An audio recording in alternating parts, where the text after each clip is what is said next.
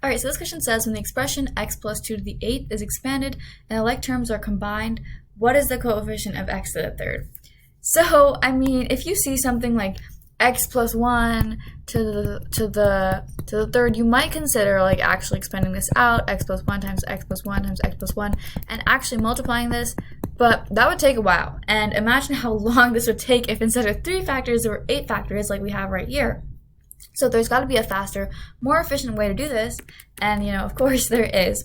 So the way we're going to look at this is when you multiply x plus 2 to the 8th, what are you really doing, right? So if you have x plus 2 raised to the power of 8, well, this is equal to x plus 2 times x plus 2, and you're basically going to do this 8 times.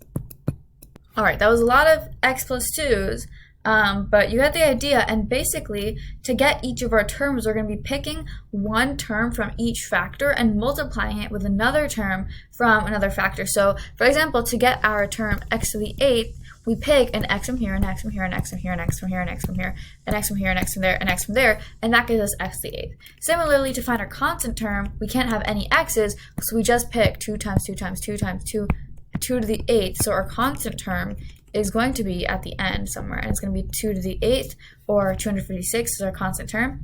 But what about like our x to the 7th term? How do we find that? Or in this case, our x to the 3rd term, right? That's what the question's asking for. So in that case, you'd have to pick 3 x's to multiply x times x times x, but then we can't have any more x's to multiply because we don't want to go to x to the 4th or 5th.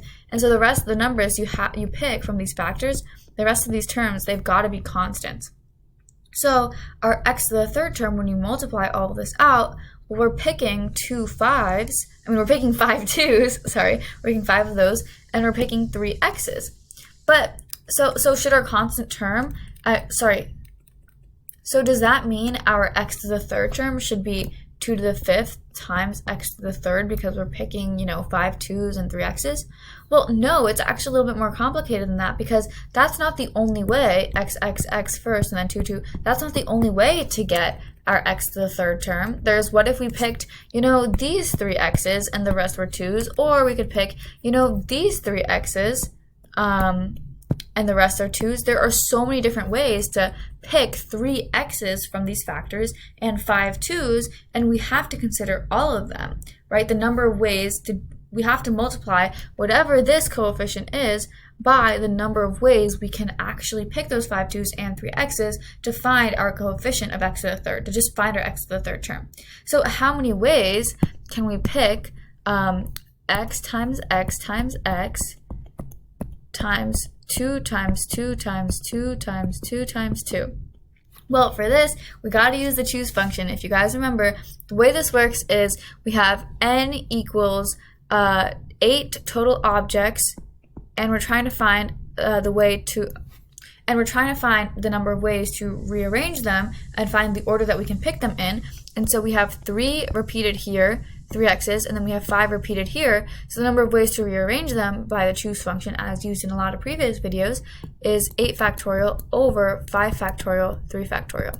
Now when we expand this out, remember 8 factorial is just 8 times 7 times 6 times 5 times 4 times 3 times 2 times 1. It's just 8 times every integer less than it. But 5 times 4 times 3 times 2 times 1, that's just equal to 5 factorial. So this really ends up being 8 times 7 times 6 over 3 times 2. So that's equal to 6. It cancels out. And we get that the number of ways to rearrange those x's and those 2's, the number of ways to pick them, is 56. So our x to the 3rd term ends up being 2 to the 5th, which is 32 times 56. So let me just multiply that out real quick. And so we would get, carry the 8, that our coefficient for x to the 3rd term is equal to 1,792.